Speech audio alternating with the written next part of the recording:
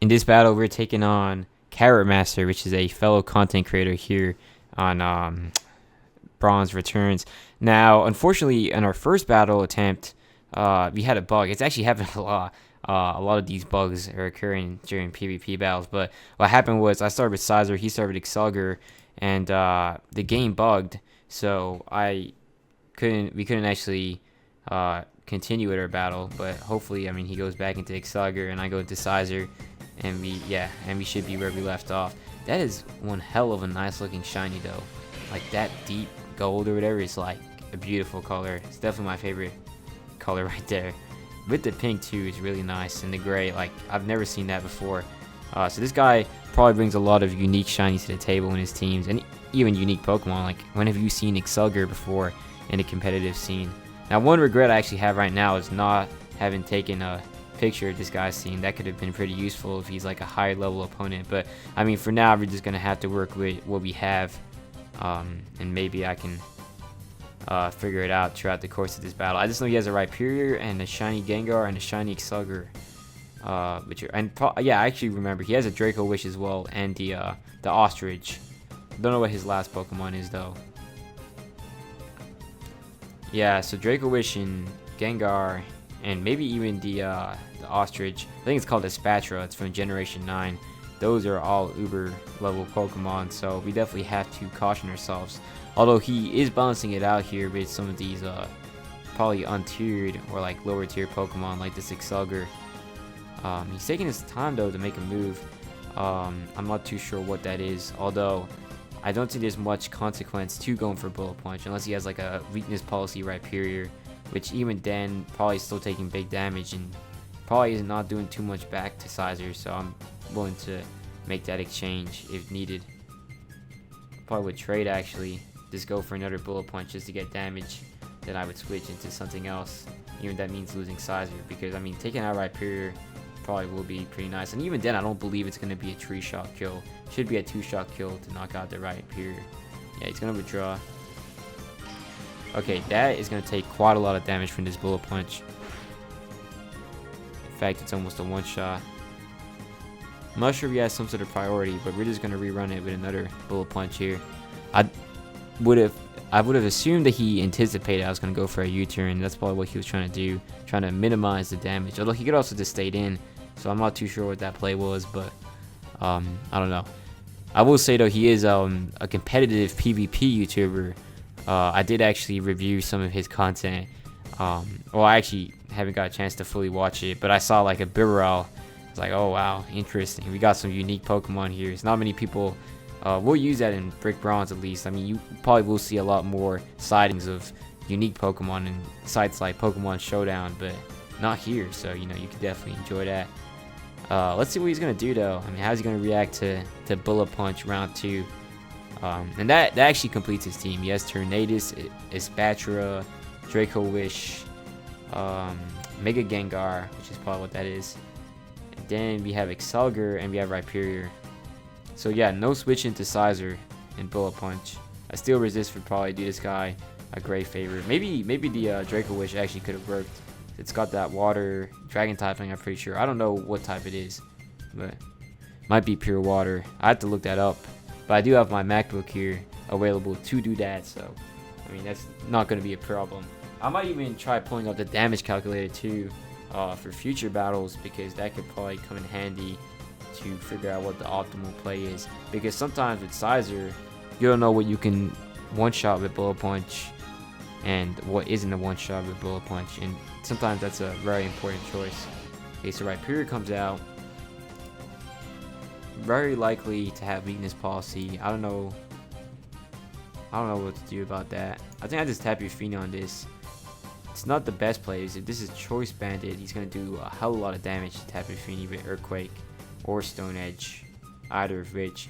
Although I mean, if he goes for like I don't know, I don't really have a switch into Stone Edge, so, or Earthquake. Like this has a lot of offensive capability. Although I'm not gonna try and play around and see if he has a weakness policy or not, because I mean typically people that run Rhyperior are probably gonna consider a set like that, and that can be dangerous and get out of hand quick. So yeah, we're gonna go into Tapu Fini, which is safe, should outspeed, and should do considerable damage with Scald, and if he somehow lives, we can always just go into Sizer and Bullet Punch it away. So it shouldn't be a high amount of HP since it's got a quad weakness to Scald. Earthquake comes out. That's quite a lot of damage. Not a surprise though. And we just Scald, honestly. We could Nature's Madness. That's probably what I would do. I needed to make a play. Although right now I'm going to play it patiently. I don't need to be aggressive. Scald is always really high while you move, because even if it doesn't do damage, it's got a chance to burn, and that can go an extra mile sometimes. So we're going to go for it. And if he stays in, of course, it's going to have its benefits. We don't want to take a Stone Edge, so that's very likely to knock out with the higher critical hit ratio. Although it also has a higher chance to miss, but you know, that is less likely than it hitting. It's like 10% chance to miss. So yeah, we're going to see. He is taking his time though. That is certainly intricacy about this guy. Now I do that myself when I'm commentating, although I will say when you're in the receiving end, it definitely is not that fun. So that's that.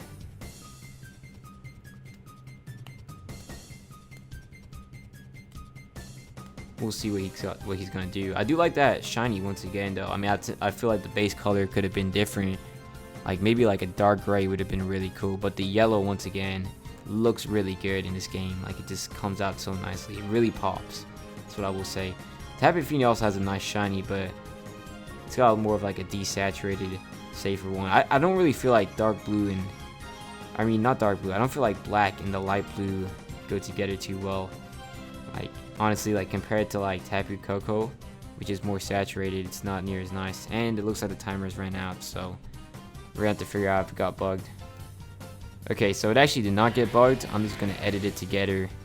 I don't know what that was, but it took a whole extra second. So we did drop that Scald though on the Rhyperior, and we did take it out. It took a minute to load. So yes, now we wait to see what he's got to switch into next. Not quite sure why he stayed in. Like maybe the game just automatically made a move because he timed out. Like I actually don't really know. I don't know what there is to decide about though here, because it's not like a Galarian Darmanitan or like a Mega Medicham. It can't really do too much damage, so you should have a pretty easy switch in with Draco Wish maybe, or maybe not Draco Wish, but I don't know. I don't know if that calls for such a long delay. In fact, I want to end the video here and come back when he's made a move. Alright guys, we are finally back after the long wait, and the so he sends out a Gengar. I like the look of Heatran. Even Tyranitar could be good, although he probably has Focus Blast, so Heatran is probably the most ideal play here, and it seems to have worked for me a lot in the future, or in previous battles, so hopefully it works out here. And if you're lucky, he might go for a Sludge Wave instead of a Shadow Ball. I mean, the last opponent I faced went for a Shadow Ball, which was a good prediction, because obviously I'd have to switch out, so I couldn't do any damage back to him, and he could do a lot of damage to me. And even if I didn't switch out and stayed in, then he could just go for a Sludge Wave right after that, so I'd be trapped in. So Gengar really just is a difficult Pokemon to try and face off against. And it looks like we're going to be back to taking a long time. Man, I might just have to go into the video and maybe make some cuts. I don't know if it's him or it's something to do with the game delaying. I think he's saying. But yeah, that's that. We're going to be able to see another shiny Mega Gengar though. It's definitely a tree. I'm not sure if these shinies are accessible through codes or these guys just find them, but it's definitely interesting how prevalent these shinies are in this game. So he goes for an Energy Ball. That's an ideal switch in right there. We can just recover all of that back. And now we start Rock. It's likely that he's going to switch out. Although, I mean, Gengar is going to be a problem. So maybe I could have just gone for a Magma Storm to make sure it's actually trapped and taken care of. I don't know. Because if he goes for a Shadow Ball, doesn't like the damage, and then switches out, then it's not going to be very fun for us, to be honest. We're going to have to find out in about 2 hours when the move is made. Yeah, I'm going to be right back. Okay, we are back again after a long delay. He did make a move, which was a Shadow Ball. It's just every time the timer runs out and then it actually makes the play for some reason. I'm not quite sure what that is, but it definitely is an inconvenience. So I might actually end the footage again and then cut back when we actually make moves. That's probably what I'm gonna do. Yeah, let's do that. And we're back. He went for a psychic, so we're gonna hit him with the magma storm here, and that's basically a kill confirm on Gengar now. So yeah, technically we did his own move against him, trapping him in. It's kind of funny. Yeah, let's hit him with the air power and just finish the job here. Obviously, we want to preserve the PP on magma storm if we can. And yes, I'm going to cut back once we're finally back to making moves. And we're back. He went for a psychic, so we're gonna hit him with the magma storm here, and that's basically a kill confirm on Gengar now. So yeah, technically we did his own move against him, trapping him in. It's kind of funny. Yeah, let's hit him with the air power and just finish the job here. Obviously, we want to preserve the PP on magma storm if we can. And yes, I'm going to cut back once we're finally back to making moves. Okay, we are back. He went for a shadow ball. So yeah, I guess he traded an eye for an eye here. Honestly though, he should have started with that instead of going for psychic. I mean, well, he should have done it all 3 times rather than shadow ball, psychic, and then shadow ball. That might be a bit more of an inexperienced kind of thing, but you know, it is what it is. And yeah, now I'm going to be right back in a second. Alright, so now we have a Espathra here, which is I don't know how to deal with this, to be honest. I don't know. Really don't know what this can do. Carrotmaster is probably good switching. So let's just go into it and hope that works. I know I don't want to give this guy free opportunities to set up, and also I will take a 6-0 if I can get it. So we're gonna go for it. And yes, again we're gonna have to wait. The model is pretty cool though. Like, it's interesting how they managed to take a Scarlet and Violet Pokemon and actually pixelate it here for Pokemon Brick Bronze. It's good work there by the modeling team from this game. It goes for Protect, probably Speed Boost, right? Oh no, I guess not. Oh yeah, so it is actually.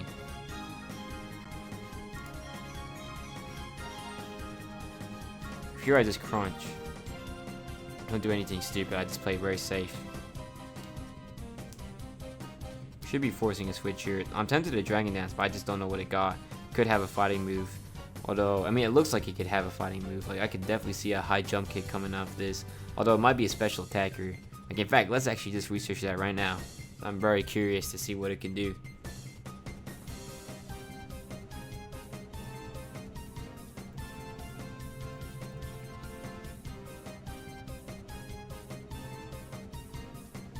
Okay, so he's got Stored Power and Dazzling Gleam, which makes a lot of sense.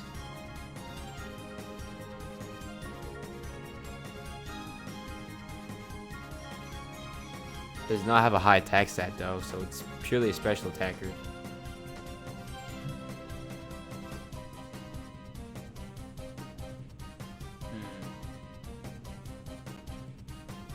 Nothing I need to be concerned about.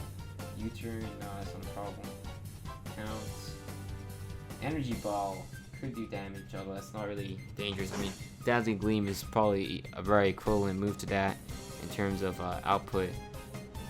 So yeah, I have nothing to be worried about here. I mean, we should definitely neutralize this Dispatcher. In fact, what I should have done is go for Dragon Dance. I probably could live about 2 or 3 those energy balls. And yeah, it's doing that. So this is exactly what's happening, if you guys could not tell. Which is why I'm cutting off. So I'm going to be back. Oh, no, okay, so he does make a move this time. Came by a lot quicker than last time. Yeah, and he gets a critical hit, so good thing we actually didn't Dragon Dance. Guess that's stronger than I anticipated, not gonna lie.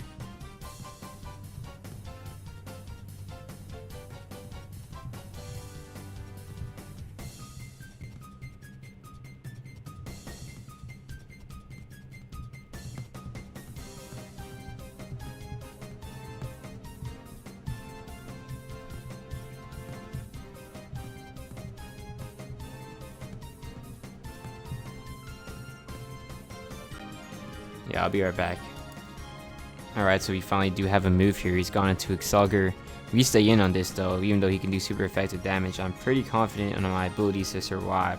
So Stone Edge here should be very effective at neutralizing this Accelgor if he don't die to his bug buzz. Like, this could be choice specs. Like, in the case that it is, it probably will knock out Tyranitar, but I'm banking on the fact that it's probably like a focus sash instead, since it seems to be a lead Pokemon.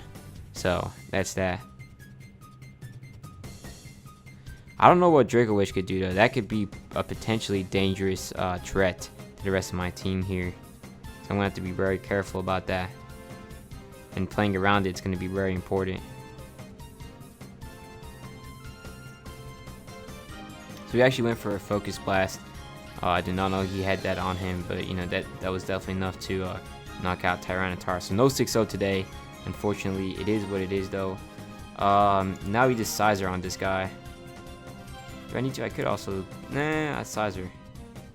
Yeah. Crazy how Accelgor of all Pokemon is the one to pick up its KO.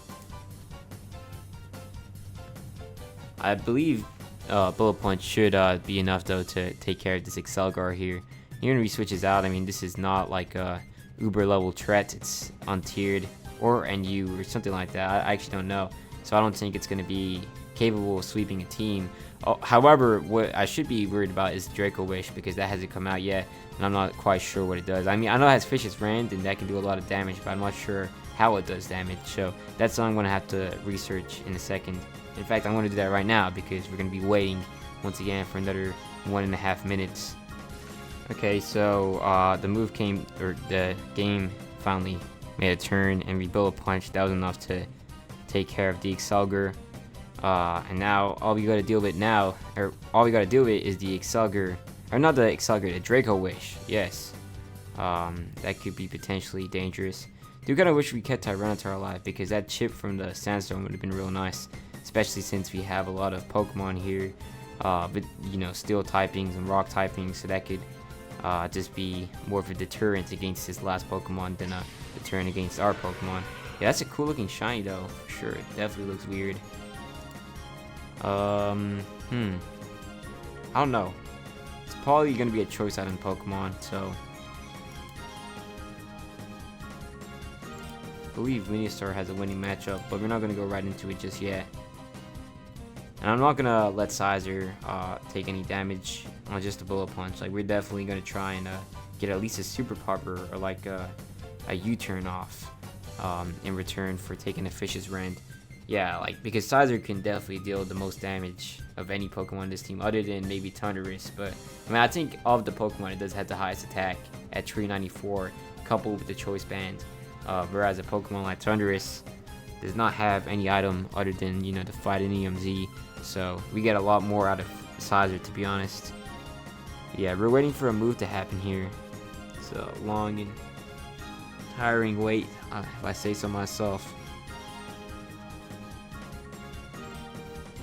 Although, yeah, no, I'm going to be right back in a second when the move is made. Okay, so we're back. Tapu Fini comes in. Fish's Rend comes out. Not too much damage, actually, compared to what I was expecting. Nature's Madness goes out. Yeah, I'll be right back when we make a turn. So, Fish's Rend comes off, unfortunately enough to take out Tapu Fini. What's actually interesting is, in the midst of this long wait, the #1 ranked player, Lord of Beasts, is here. Now, of course, the leaderboard is lower, and that's mainly due to the fact that the game gets re-uploaded, so that just interferes with scores. But like right now, of all the guys that have been playing, he's got by far the highest rank, so he definitely is probably a competent battler. He's most likely going to be locked into Fish's Rend, so we're just going to get the lead cheat off as a safety precaution, and then we're just going to Sludge Bomb him down. Actually, I probably should have just gone for the Sludge Bomb, because unless this is Choice Scarf, I don't really think it's doing much. Yeah, now we're going to have to wait. Yeah, that was a stupid idea, not going to lie. So now we're going to have to wait an extra 1.5 minutes because of my foolish move. But, you know, at this point, it is what it is. We're going to be back again once we lead cheat.